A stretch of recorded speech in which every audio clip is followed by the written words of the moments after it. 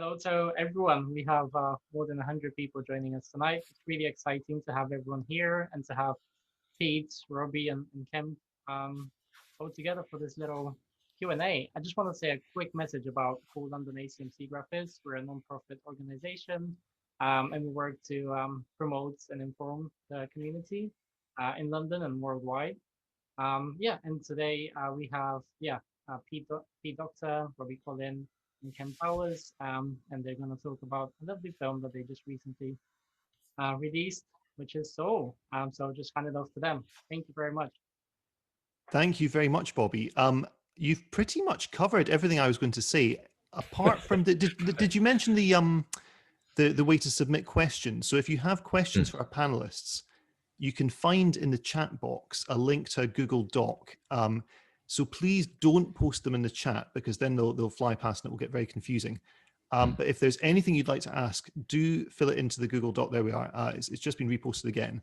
And I can pluck those from the doc during the discussion and put them to our panelists, Pete and Kemp. So look, congratulations both on the film. You should say that everyone watching tonight should have seen it already. So please feel free to speak as freely and as spoilerishly as you'd like. Okay.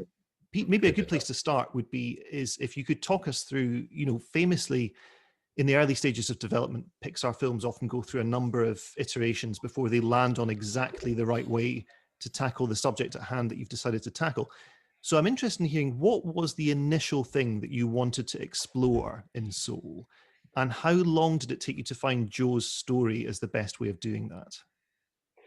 Yeah, I feel like what everybody really wants in movies is some view on their own life. And so, I think the pitch that I gave was, where did we come from? And I don't mean like a man and a woman get together kind of thing. I like, where did our personality come from?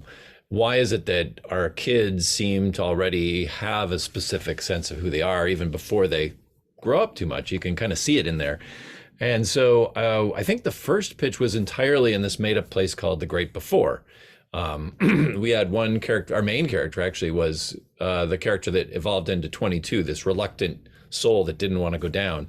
And then we thought, well, really, if we're going to convince her what life is all about, which thematically was what I was interested in talking about, we figured, well, what if there's a soul who's already lived? We have this mentor program, right? That souls who've lived already come up and help nurture and tell young souls how cool it all is and stuff. And we tried Joe, I think, as an actor. We tried him as he couldn't remember, like he had amnesia. And then we hit on Jazz, maybe, I'm guessing it was like a year and a half into the project. So we'd done a full draft with Joe as an actor. We thought it was horribly clever that he was going to star in Death of a Salesman. He got the job just moments before he was hit by a truck. But we found that, and no disrespect to any actors out there, but it felt very selfish to our readers. Oh, he just wants to be famous, So musician, and specifically jazz musician, was something that felt much more noble. Like, you don't go into that to get rich and famous. You do it because you love it. You have a passion for it. And as we developed that's about when we decided, Joe, if he's going to be playing Black improvisational music, he should be a Black character. And we really need help with that. We needed to make sure, like all our characters, we wanted to be as authentic as we possibly could. So let's see, what do we know? At that point, Kemp, we knew he lived in New York. He was like mid-40s. Yeah, mid-40s. Basically, you knew that he pretty much mirrored my upbringing. But he was still a bit of an empty vessel in terms of the details of his life. Although his mother was a character in the film at this point. She was a very minimal presence when I first came on board. So Kemp, can you tell us a bit about when Pixar initially got in touch? Because is it true you were initially retained as a writer, and then your role as co-director kind of grew from that? Yes, I was hired as a screenwriter, and for those who don't know, I mean, that's often part of the process with Pixar films. I mean, it's not a coincidence when you look at the written by in a Pixar film, you see a lot of different names. I think the development process, it's not uncommon for a number of different writers to come on board, and you get the story to a certain point, and then you want to bring in some fresh perspectives. So, I just want to, in talking about this film, it's important for people to understand, like, that's the Pixar process. And it's not uncommon at about this point in the film's development for a new writer to be introduced. And in this case, I was that writer. Pixar, even before I came on board, I think had a certain amount of mystique among screenwriters. Part of it is that you don't know how you get to write for a Pixar film. Like, it's one of those weird things where they find you, kind of like the mob, I guess. So when I got this call from my agent saying, like, Pixar would like to meet you, and it was just like, me? Like, why? What did I do? And like how you end up on their radar. And I eventually found out that they had read actually my play One Night in Miami, as well as an unproduced television pilot that I'd written. So, because you want to know what they've read of yours so that you kind of understand expectations coming in. So when I went in, they showed me a very early reel. Generally speaking, for those who don't know, reels are 2D storyboards with scratch voice acting. That's part of the process, the iterative process of making a Pixar movie. And an average film, I think we get between, what is it, Pete, 7 to 10 reels per movie. And I think it was around reel 3. So I came on board. So they showed me the reel. It was about 40 minutes long. And Pete and I just talked. I gave him notes. I told him what I thought about it. It was really, the concept was just amazing and fantastical. But, part of the giving notes is kind of explaining where you feel it's lacking and how you would tackle it, So I told them, like, my honest thoughts on it. And based on that, they brought me on as a writer. And I was writing alongside Mike Jones, who was the original writer on the film, for pretty much about a year. I think I was on as a writer, and then before I got asked to be co-director. And a lot of that just came from, and Pete can expound on it more. From the very first day I came on board, they kind of invited me into a lot of realms outside of screenwriting from the very beginning. So that I think that I kind of became a bigger part of the creative team than either of us anticipated. Well, Kemp, you're very curious, but you also navigated it well between curiosity but not being annoying. Like, yeah. You would go talk with people and just like, what's going on, and contribute, but not in a way that was like, get out of here, I'm trying to work, So Kemp really just ended up adding things to almost every facet of the production, from costume design to, interior decoration, and obviously script and acting ideas. So it was a kind of a no-brainer. Yeah, I like knowing how the sausage is made, and coming from live action, like, I actually enjoy working with actors. So when it came time for us to do the PDX and we actually cast a film, it was fun. Like, those are all things coming from stage, and as well as live action. Those are elements of the process that felt very natural to me. So, yeah. Can I ask which bit felt least natural? Was there a point at which you found yourself in the room and you just thought, goodness, this is so far out with anything I've tried before? Oh, absolutely. Storyboarding. The process of working with the story team was completely new to me. And the reality is, story and Pixar films are written as much in story as they are on script. The story contributions are pretty massive. So that is like a whole new collaborative element of the writing process that I'd never been exposed to before. So I'd say that was the part that took the most, like, learning something new, was collaborating with a story team that's very visual. I'm very much driven by my words and explaining things, and story. It's weird to try to write something and you write a sequence, for example, with no words. And story can do that kind of thing. So it involves kind of learning a new way of looking at things, and it's a very visual way.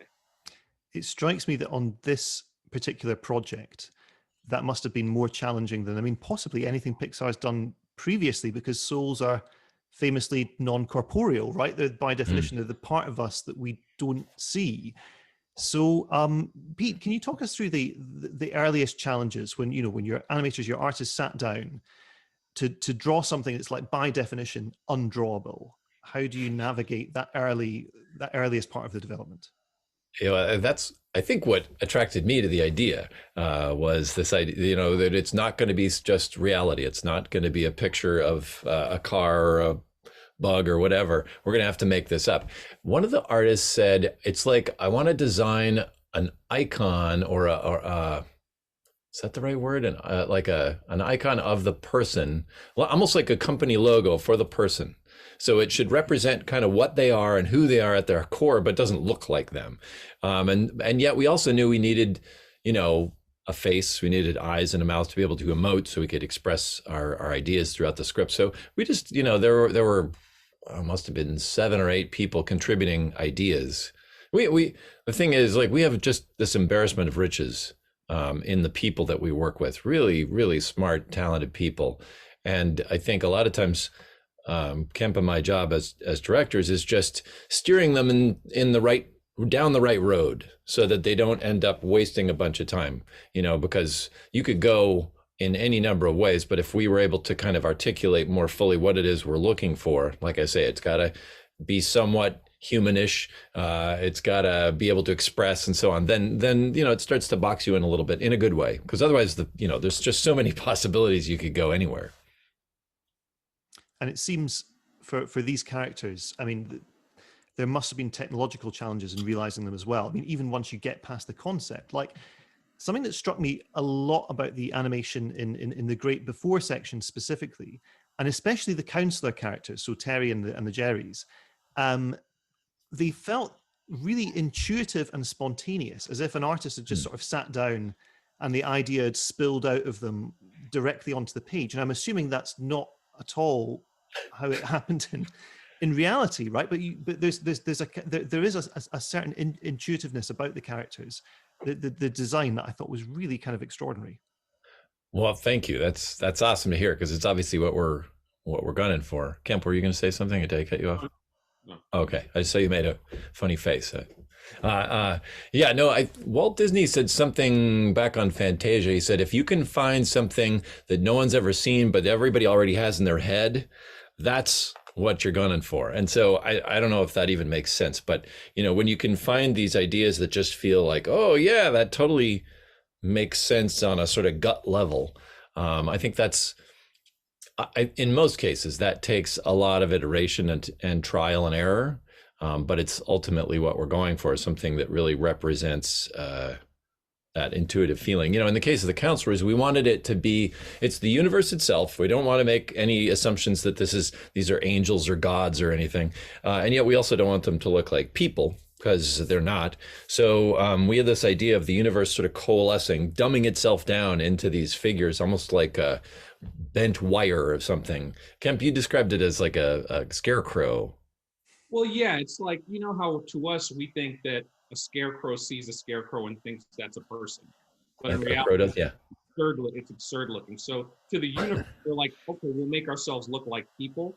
And the Jerrys are the universe trying to make itself look like us to calm us down and put us at ease. But it doesn't look anything like a human being. So yeah, we always think of like scarecrows. Yeah. But you're right. It was a lot of new technology. The souls themselves were volumetric. We wanted to make them out of fog. So it's this assemblage of, of vapor that's sort of held together, and obviously articulated and driven by a rig and so on, that like we usually do. But that was new technology for us. And of course, the souls themselves, the counselors, as you mentioned, were these sort of wire mesh, which when we started, we thought, oh, this is going to be easy. It's just a wire, but it actually turned out to be a whole new rig, unlike anything we'd ever done. And that ended up being one of the more complicated, challenging things that we did on the whole film. Mm-hmm. Was there a character in a previous film that was comparably hard to realize? Well, I've been told Hank the octopus from Dory, Finding Dory, was maybe a little harder because, he has 8 appendages or 7, but it was difficult. Given that you were starting from a completely blank canvas for the Great Before stuff, were there any visual approaches that felt promising at first but ended up being blind alleys? You kind of ended up down them and then realized this wasn't where we should be and had to retrace to a certain point. Any experiments that didn't work out? Yeah, and I don't remember, Kemp, if this was before you came on, but early on I thought, this is a non-physical place. It should be constantly changing and shifting. So it was just like shifting colors in the background. I think we have some pictures of them in the art of book. But and the thought was that when you turned this way and then looked back again, it would be different. But it was so unsettling. It was so kind of disorienting that it was not a welcoming place. It felt like, whoa, what's going on here? And so really the emotional effect we wanted was, this is a comforting place, a welcoming place to learn and figure yourself out and so on. So that didn't really work. Just the shifting colors and stuff, even though they were pastels and soft, it was just so, we needed a little bit more grounding, even though we wanted to make sure this was not the Earth. We needed to cue the audience in with subtle things like there's bird sound effects, there's like grass and hills, which are evocative of Earth, obviously, in nature, but hopefully done in a way that doesn't make you feel as though you're on Earth.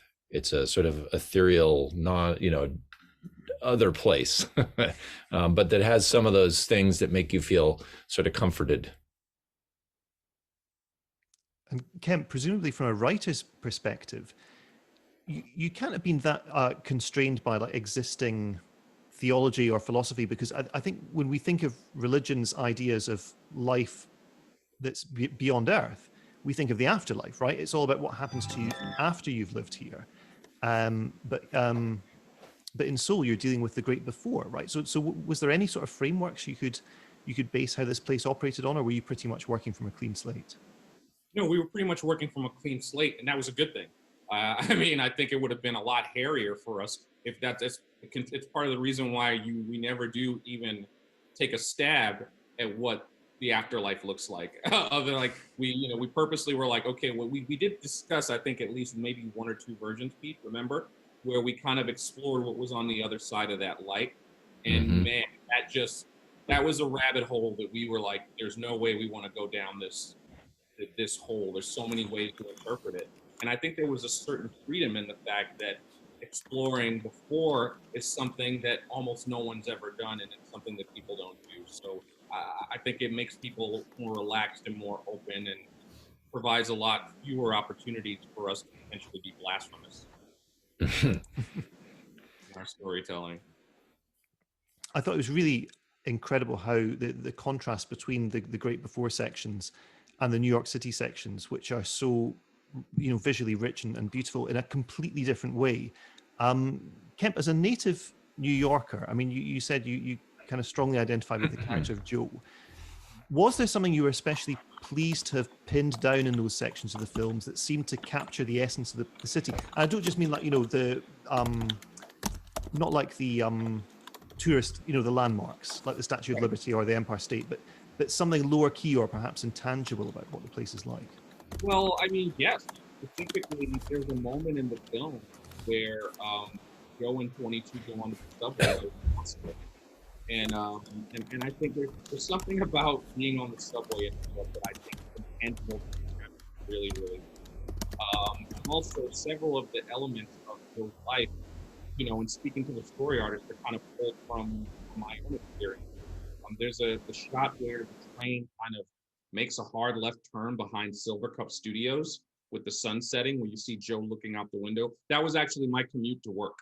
And it was fun, like just talking to Trevor Jimenez, who was a story artist who did those particular boards for the Epiphany sequence, just talking about beautiful memories of life in New York. And there were several things that we added in there, like living in Queens. Like I grew up in Brooklyn, but I moved to Queens as an adult because Brooklyn got very gentrified and very expensive. So I ended up in Queens.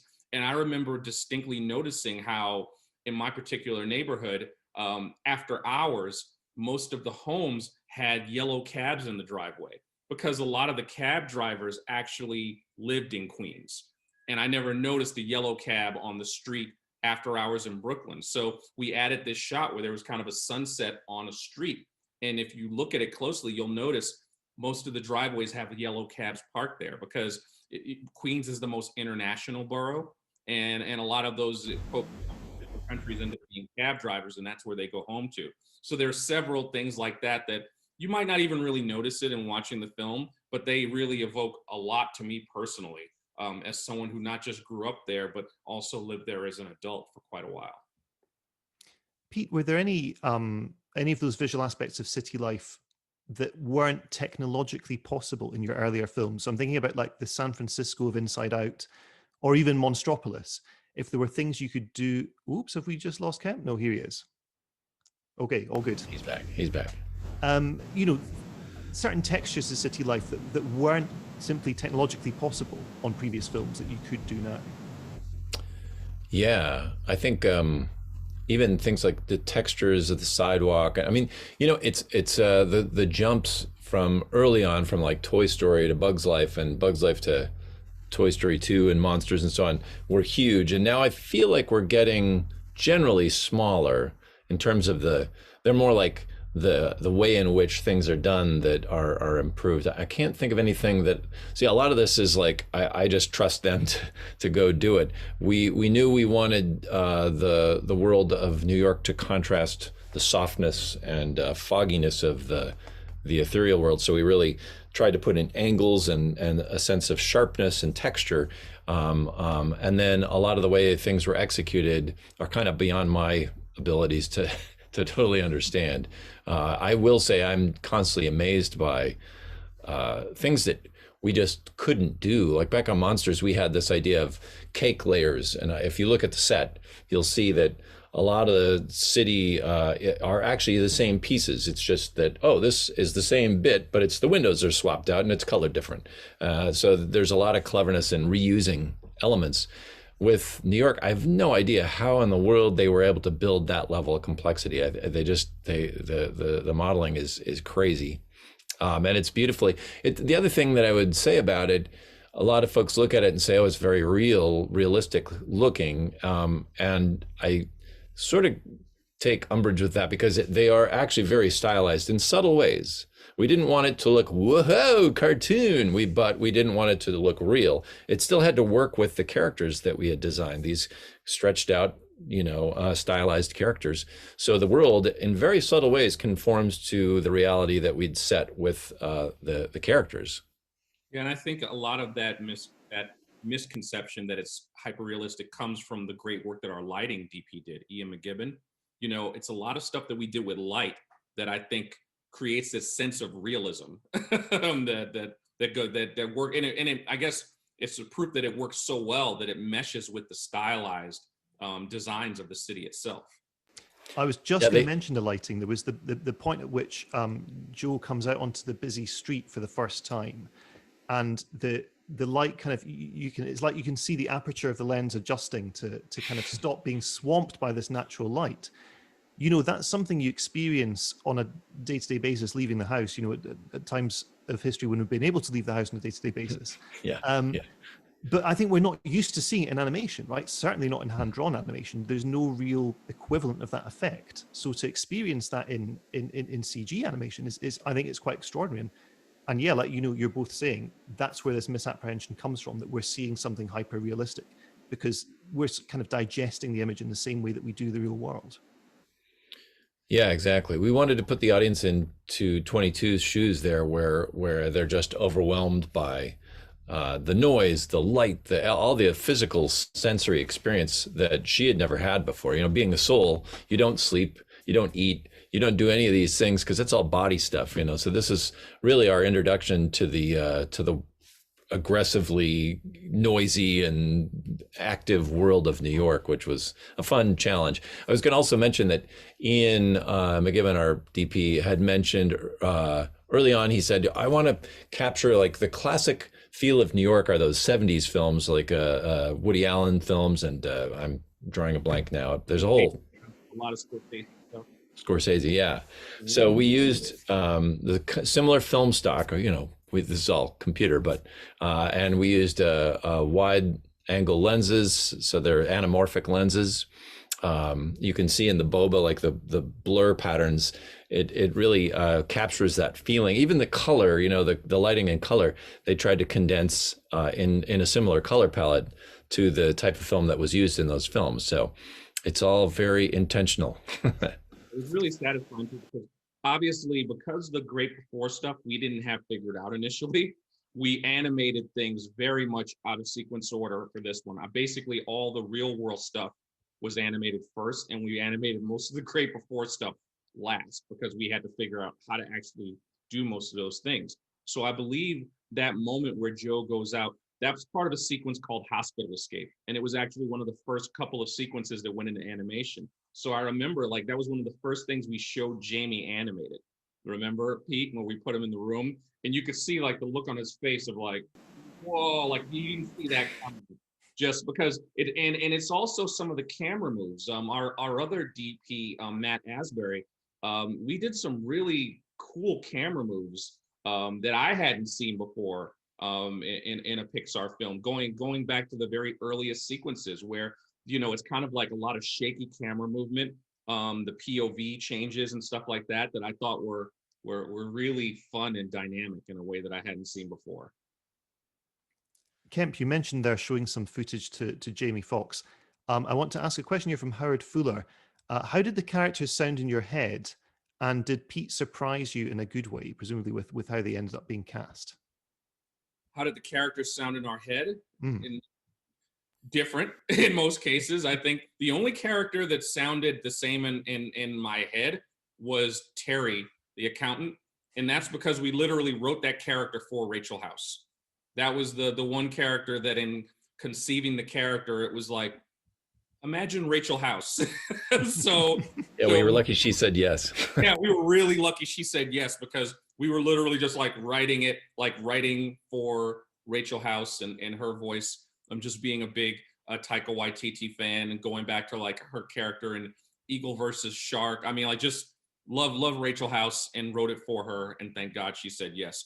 For the most part, the characters evolved after we cast them, and I think maybe no one evolved more than Joe, because as Joe was conceived, when you meet Jamie Foxx, what we loved about Jamie Foxx's voice was his natural speaking voice. And Jamie Foxx is known for doing so many different types of characters. But when you just sit there and have a conversation with Jamie Foxx, he has this really great, there's a warmth to it where you feel like you're really important in a wonderful way that really mirrored how we wanted Joe to sound as a teacher.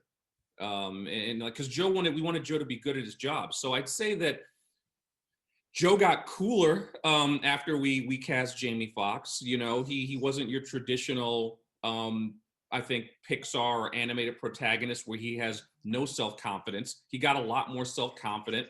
The character changed quite a bit after our first couple of sessions with Jamie.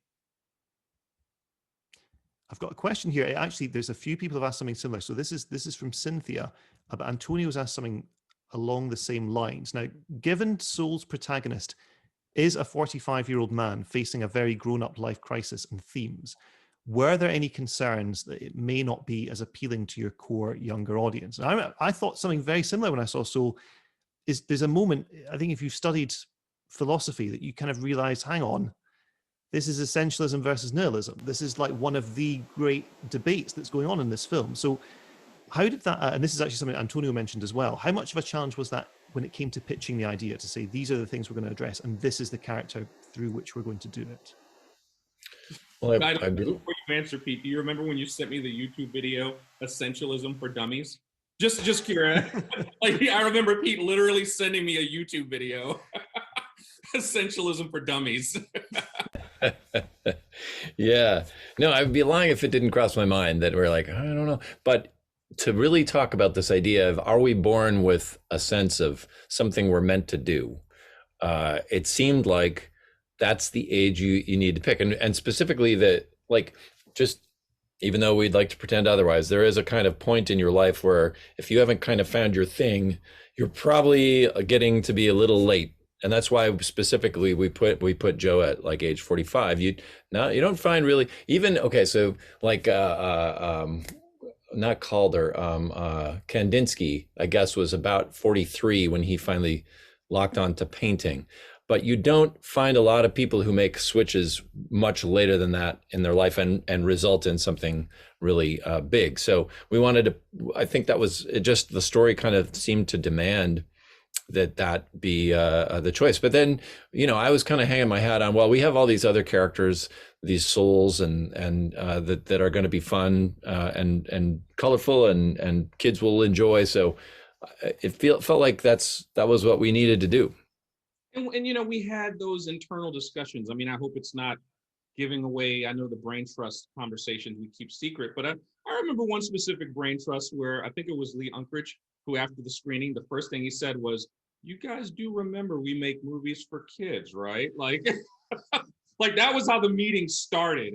And we were just kind of like, okay, maybe we've taken it too adult and kind of have to wind it back a little bit. But I think there were certain elements of it, particularly the music, that we were pretty confident that like kids were going to lean in. There was a certain, some people, if they don't like jazz, they think that like, okay, it's about jazz, so kids aren't going to like it. But the reality is children have a visceral positive reaction to music of all sorts. I think you saw that with Coco. It's not unfair. I don't think it's unfair to say most of our quote unquote audience of children weren't necessarily into mariachi music, but they were able to get and lean into it because music touches us in a different way. And it was so gratifying when we did the first kids screening, and this was the incomplete film with storyboards, how excited they got and how quiet they got, because with children, their silence means they're into it.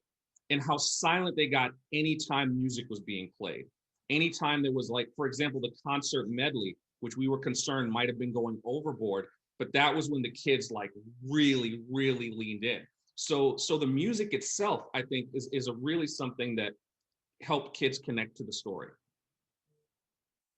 Can you talk us through the formation of this incredible bifurcated soundtrack where you have Jon Batiste on the one hand scoring the New York sequences, and then Trent Reznor and Atticus Ross, whom I would have never placed as writing a Pixar score in their entire careers, and yet it works so extraordinarily well. And particularly as they, if you listen to their score for Mank, they're composers who can drop into other styles as required. So I'm really interested, when you go to Reznor and Ross and say, we want you to score a Pixar film, do they think, okay, so we should try and make this a bit Giacchino, we should try and fit the previous template here, or how much free rein did you give those? And again, also with Jon Batiste.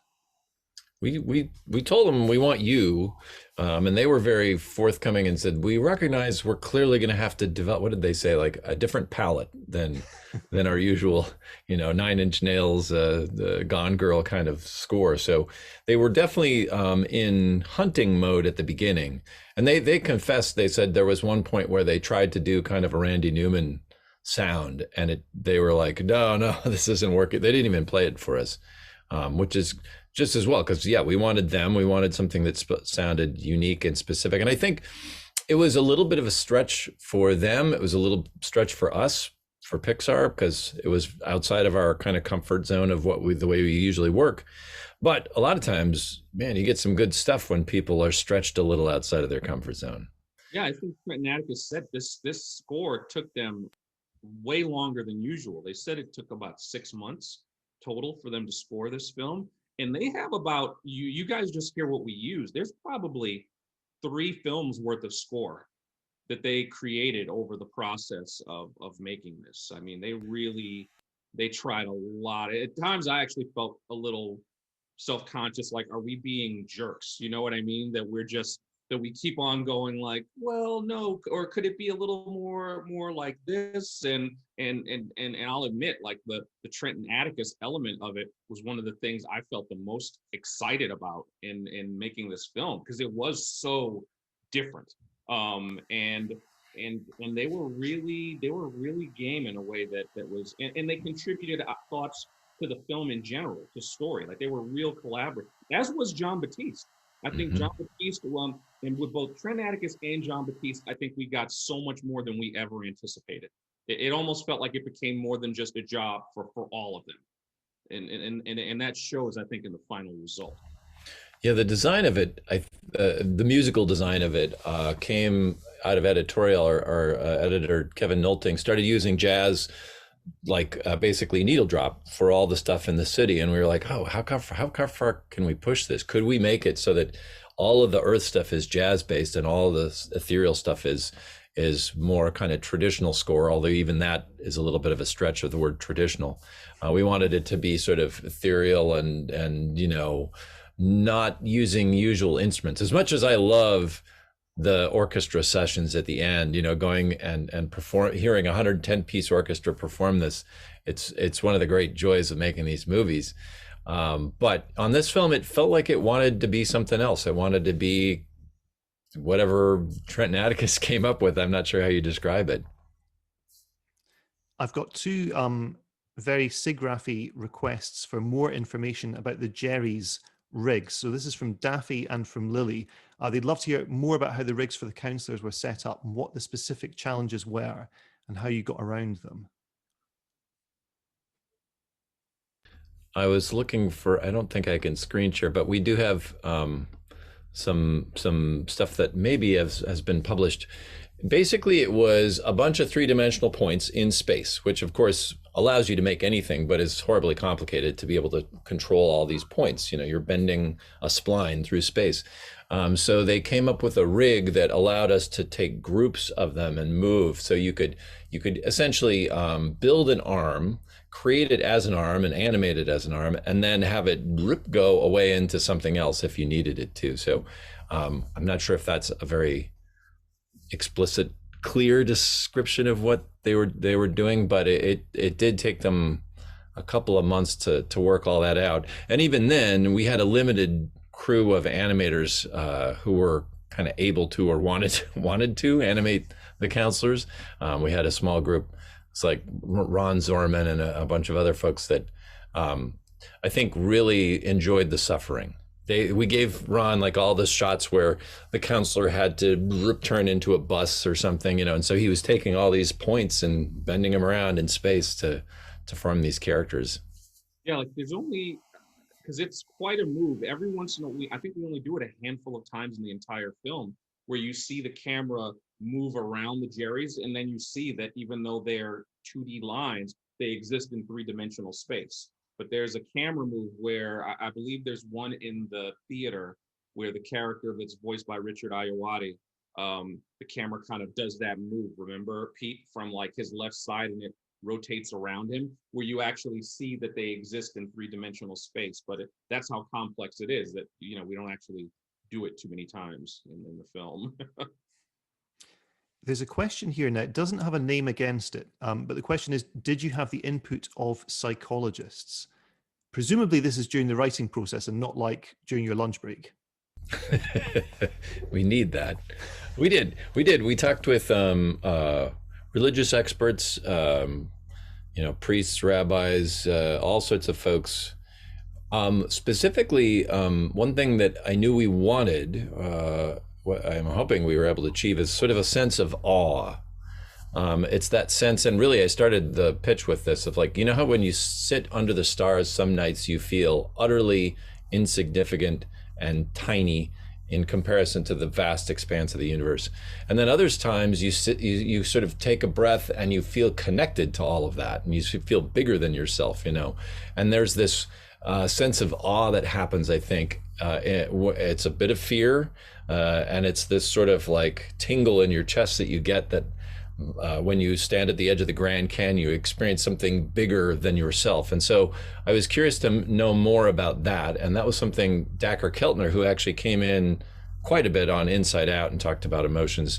We asked him, he's doing a book on awe, and asked him to speak about what is it that triggers those things, and what's the purpose of it, and so on. And it did have an effect on the way we thought about the film, I think, on a subliminal, unconscious way. Like when Joe is playing and he sort of has this sense of where he fits into the universe, we start to back up from Joe's street to New York to the world to the universe. And I don't know why we put that in. I couldn't have explained it to you at the beginning, but I think it is that ultimately that sense of connection and awe that we were looking for, that Dacher helped us find.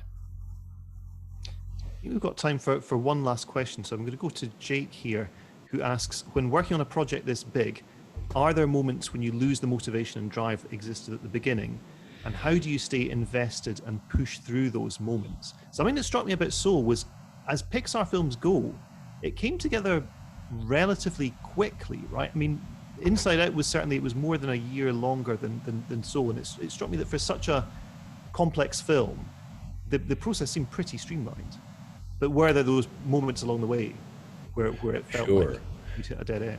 Yeah, and I'm curious to hear, Kemp, in both your experience here and elsewhere. Like, I feel as though all the films I've worked on are as much discovery as they are execution. So you're putting these storyboards up and animatics and writing, and you're like, I don't know why, but this feels right. Let's try it out. Sometimes it works, and sometimes it doesn't. And I don't know that, for myself anyway, there's any other way to work. I'm not a person who can be like, come up with my theme and nail it on the wall the way you always read about in writing books. I would love that, but I always feel as though the films that I enjoy seeing feel as though they are a discovery and for the filmmakers as much as they are for the audience. Yeah. So we got lost along the way. Yeah, I mean, I hate even being asked what the theme is before it's done. You know what I mean? Right. Like, it might change. You might, and honestly, I think that for Soul, some of the central tenets of the film changed pretty dramatically as we were making it, because I think it's cool to share. I think it's been reported already that there was an earlier version of this film where Joe died at the end and stayed dead. And that was really based on a very different theme for the entire film. I mean, there was this idea that Joe thought that his life was worthless, but then in reflecting upon that life, realized he had had a great life. And that's a very different film than the film we ended up making. And that was kind of what we were going for I think about the first 6-8 months that I was there. We were really kind of driving towards that kind of film. And then it changed. It just, in exploring it changed and it became something else. Well, look, that really is all we've got time for this evening. But Pete and Kemp, thank you so much for your time, and thank you to everyone watching for joining us this evening. Yeah, thanks, thanks everybody. Yeah, I want to thank everyone. Thank you so much, Pete, Kemp, and Robbie. This was really exciting.